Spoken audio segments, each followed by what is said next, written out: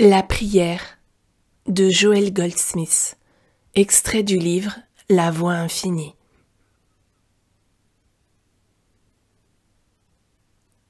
Vous demandez et vous ne recevez pas, parce que vous demandez mal, dit l'apôtre Jacques. Avez-vous jamais réfléchi à cela quand vous avez prié un certain temps sans obtenir de réponse à votre prière? Vous demandez mal. Voilà la raison. La prière, quand elle se fonde sur la croyance qu'un besoin ou un désir n'a pas été satisfait, est toujours en désaccord avec la vraie prière scientifique. Une prière qui demande à Dieu de faire quelque chose, d'envoyer quelque chose, de pourvoir à un besoin ou de guérir, n'a aucun effet.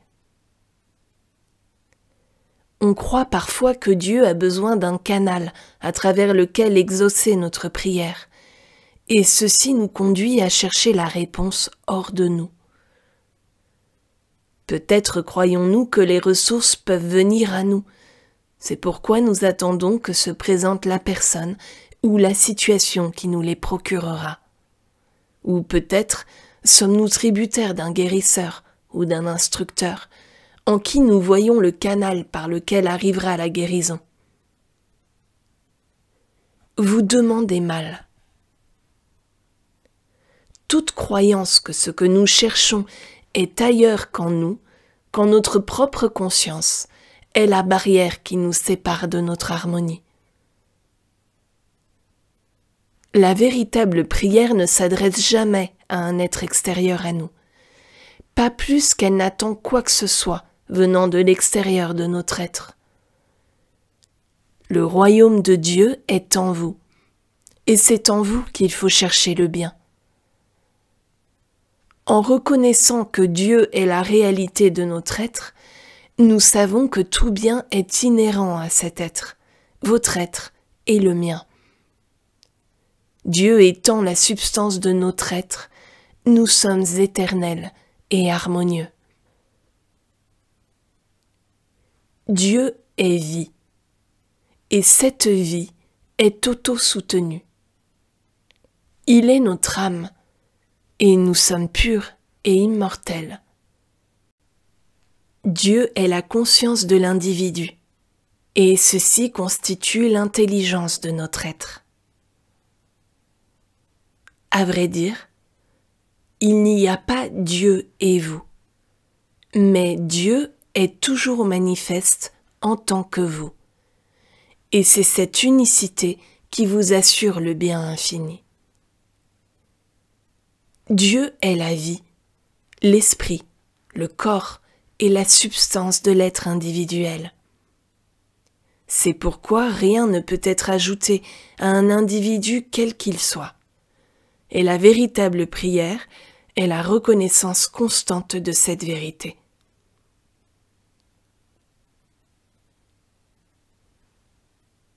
Prendre conscience de notre être véritable, de la nature et du caractère infini de notre seul être, c'est aussi cela, la prière. Lorsque nous prions dans cet état de conscience, au lieu de chercher, de demander, d'attendre, nous tournons notre pensée vers l'intérieur et nous écoutons la petite voix tranquille qui nous assure que notre Père connaissait et satisfaisait notre besoin avant même que nous ayons demandé quoi que ce soit. Voici le grand secret de la prière. Dieu est tout en tout, manifesté pour l'éternité. Il n'y a pas de bien ou de Dieu non manifesté. Ce que nous avons l'air de chercher est toujours présent en nous, déjà manifesté. Et nous avons besoin de connaître cette vérité. Tout bien existe déjà. Il est manifesté pour toujours. La reconnaissance de cette vérité est la prière exaucée.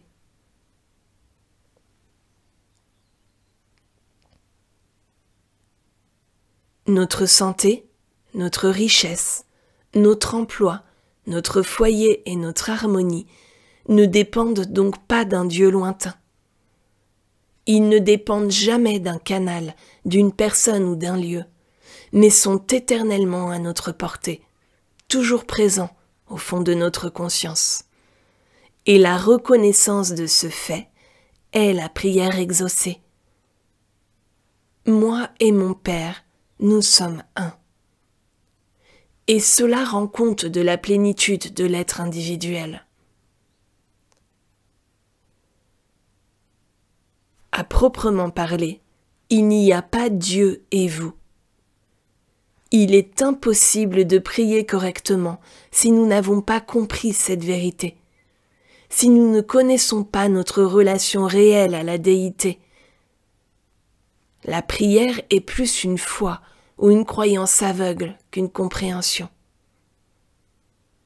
C'est notre prise de conscience de l'unicité de l'être, de l'unicité de la vie, de la vérité, de l'amour, qui amène une réponse à notre prière. C'est la reconnaissance constante que notre vie, notre esprit, notre substance et notre activité sont la manifestation de l'être Dieu qui constitue la véritable prière. En identifiant cet être Dieu comme la seule réalité de notre être individuel, nous devenons capables de comprendre que nous sommes l'accomplissement de Dieu, la plénitude et la perfection de l'être, incluant tout, immortel et divin. La reconnaissance de la divinité de notre être individuel, embrassant et incluant la totalité de Dieu, est la vraie prière qui est toujours exaucée. Rectifier la croyance que nous sommes toujours séparés ou distincts de notre bien est l'essence de la vraie prière. Ce que je cherche, je le suis. Quel que soit le bien dont j'ai cru être séparé, il est en fait une partie constituante de mon être. J'inclus, je contiens et j'embrasse en moi, dans ma conscience, la réalité de Dieu qui forme l'infinitude de la santé, de la richesse et de l'harmonie de mon être. La prise de conscience de cette vérité est la vraie prière.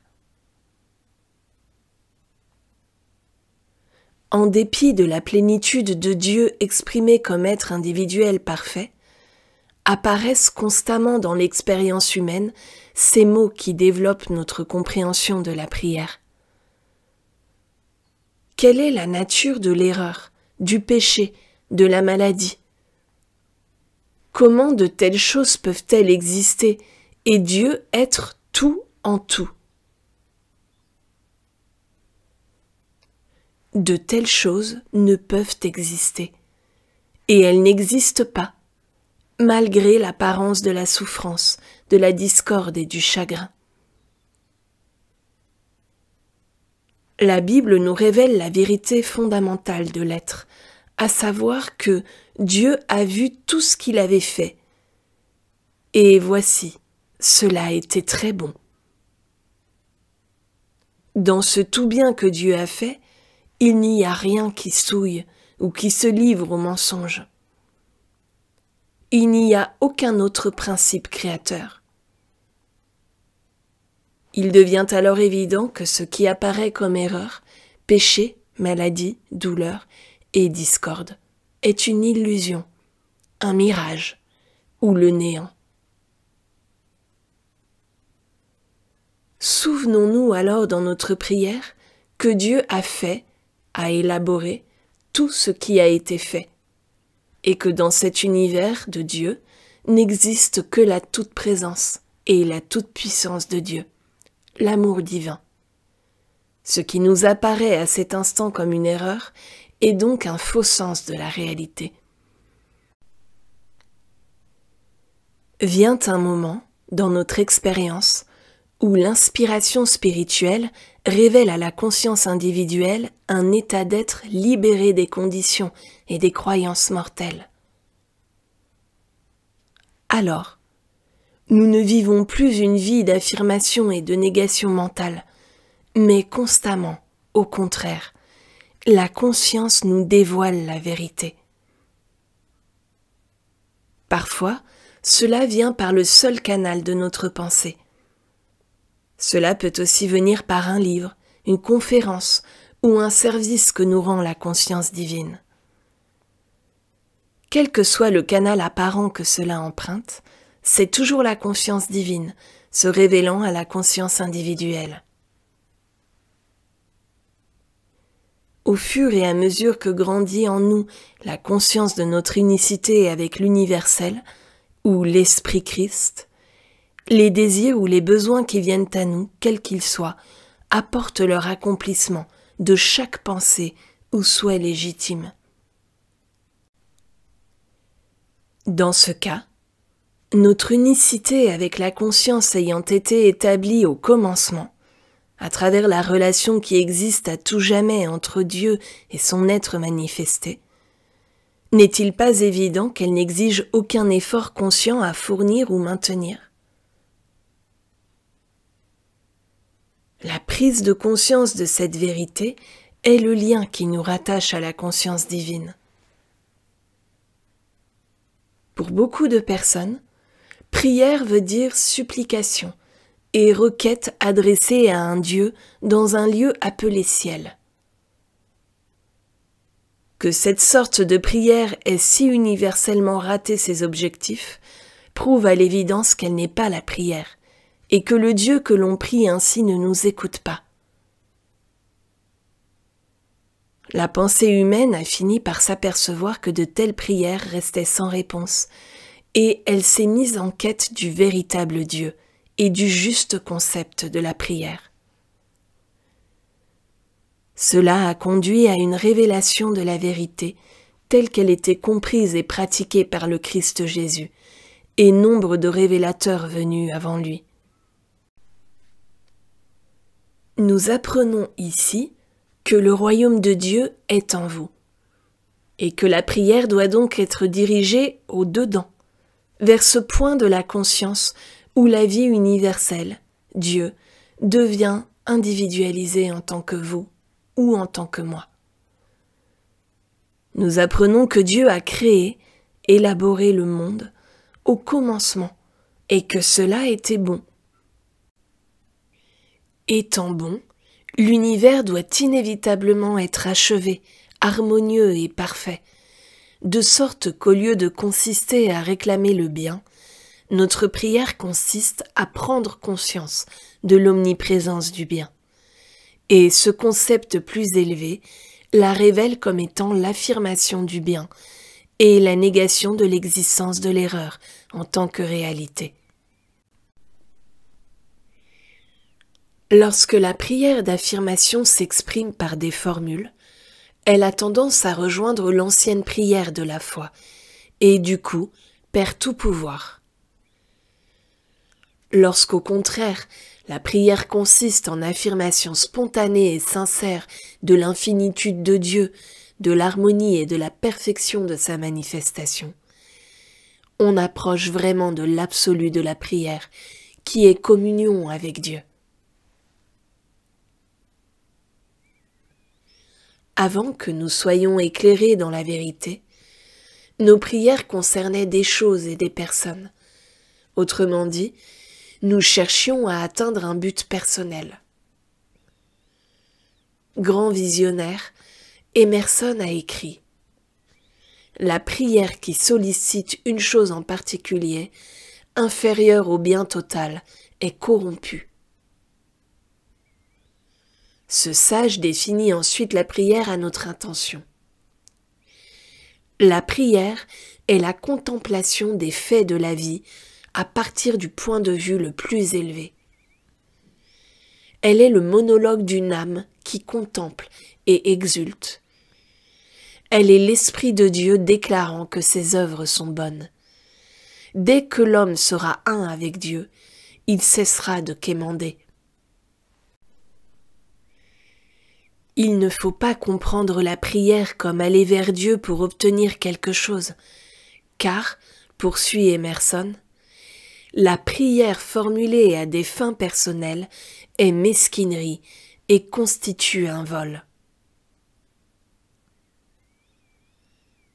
Nous savons maintenant ce que la prière n'est pas, et nous avons perçu qu'elle est l'union de notre individualité, l'âme individuelle, avec Dieu, l'âme universelle. En fait, l'âme individuelle et l'âme universelle ne sont pas deux, mais une. Et la prise de conscience de cette vérité constitue l'union ou l'unicité qui est la vraie prière. Jésus a dit « Mon royaume n'est pas de ce monde ». Et nous devons garder cela à l'esprit quand nous prions. Aller vers Dieu avec une exigence ou un désir de ce monde ne peut produire de fruits.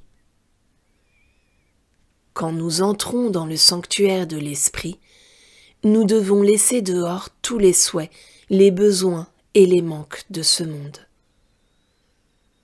Nous devons laisser tomber ce monde et aller vers Dieu avec une seule idée.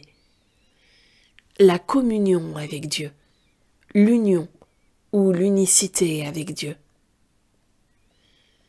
Nous ne devons pas prier pour obtenir quelque chose ou que quelque chose soit changé ou corrigé.